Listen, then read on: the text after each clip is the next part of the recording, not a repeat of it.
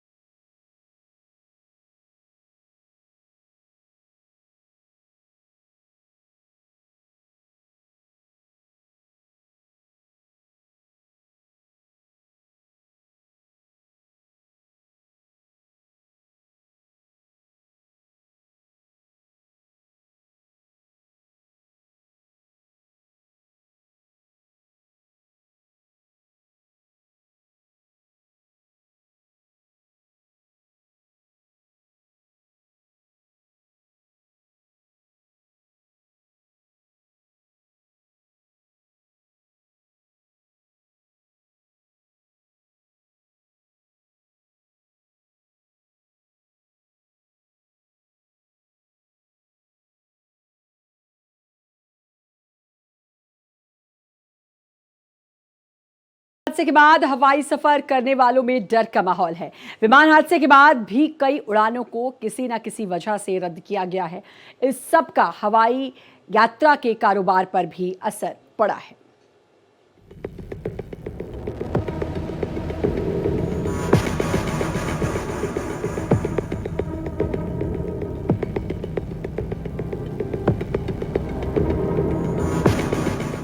जब अहमदाबाद के air India विमान जैसा भयानक हादसा हो तो यात्रियों के मन में डर बैठना स्वाभाविक है। अब तक जो यात्री हवाई यात्रा को अहमियत देते थे वो अब हवाई यात्रा से बच रहे हैं और ट्रेन जैसे विकल्प चुन रहे हैं।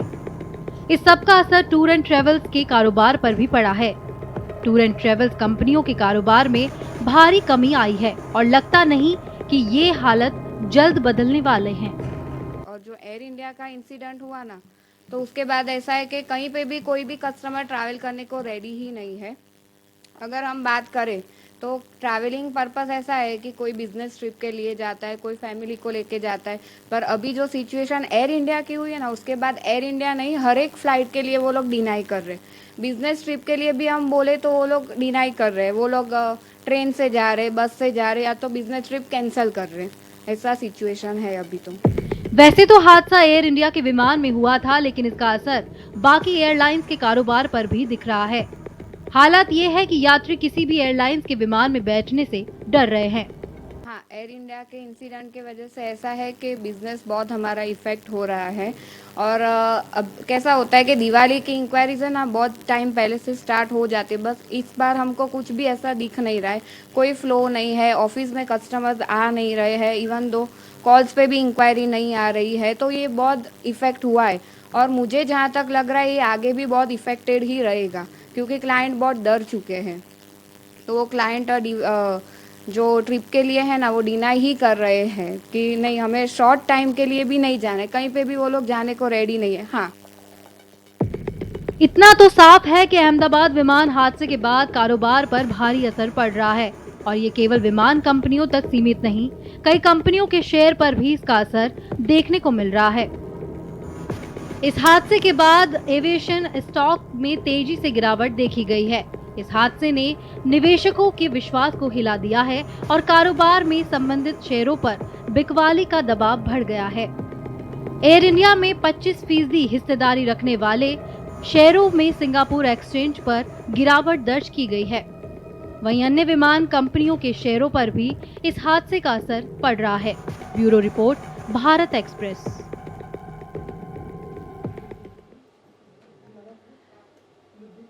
अहमदाबाद विमान हादसे के बाद तमाम ऐसी खबरें आ रही हैं जिसमें कहीं विमानों की इमरजेंसी लैंडिंग करानी पड़ी, तो कहीं विमान में बम की अफवाहें की खबरें आई, तो कहीं तकनीकी खराबी की खबरें भी आई।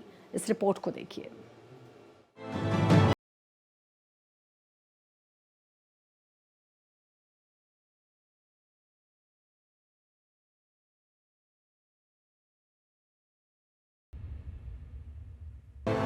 कहीं फ्लाइट में मिली बम की धमकी। कोलकाता में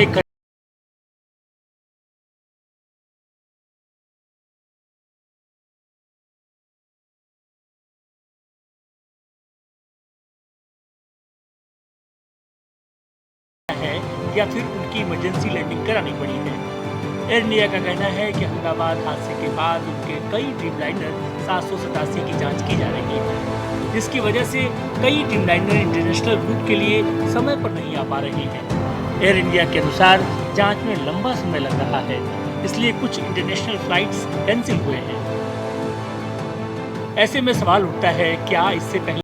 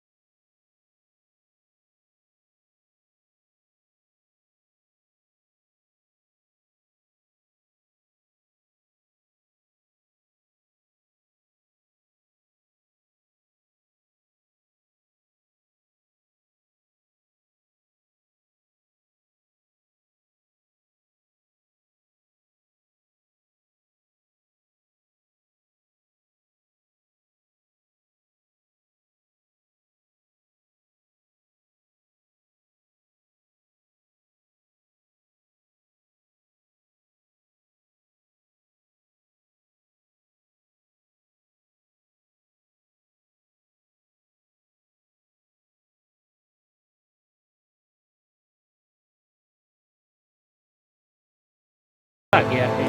bureau report, Bharat express. Ahmedabad विमान हादसे की जांच शुरू हो चुकी है और अब ऐसे में कई खुलासे हो रहे हैं, जिससे पता चलता है कि विमान में कई खामियां थी जिनकी अनदेखी की गई और ये भयानक हादसा हुआ।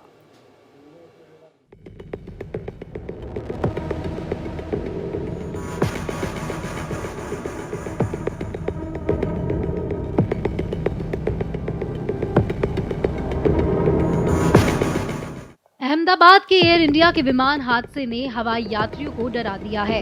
अब हादसे की जांच चल रही है तो कई चौंकाने वाले खुलासे होने लगे हैं, जिनसे यात्रियों के मन में डर और बढ़ता जा रहा है। टेक ऑफ के तुरंत बाद कट हो गई थी पावर सप्लाई। शुरुआती जांच में पता चला कि उड़ान भरते ही विमान का मेन इंजन फेल हो गया था। विमान ना तो पर्याप्त ऊंचाई ले पाया और ना ही पायलट इमरजेंसी टर्न या सुरक्षित वापसी की कोई कोशिश कर सका। बोइंग 787 में राम एयर टरबाइन नाम का एक बैकअप सिस्टम होता है, लेकिन ये भी काम नहीं कर पाया क्योंकि विमान ज्यादा ऊंचाई पर नहीं था। ब्लैक बॉक्स की जांच जारी। क्रैश हुए विमान का फ्लाइट डेटा रिकॉर्डर यानी FDR और कॉकपिट वॉइस रिकॉर्डर यानी कि CVR बरामद कर लिए गए हैं, जिनकी विमान दुर्घटना जांच ब्यूरो जांच कर रही है।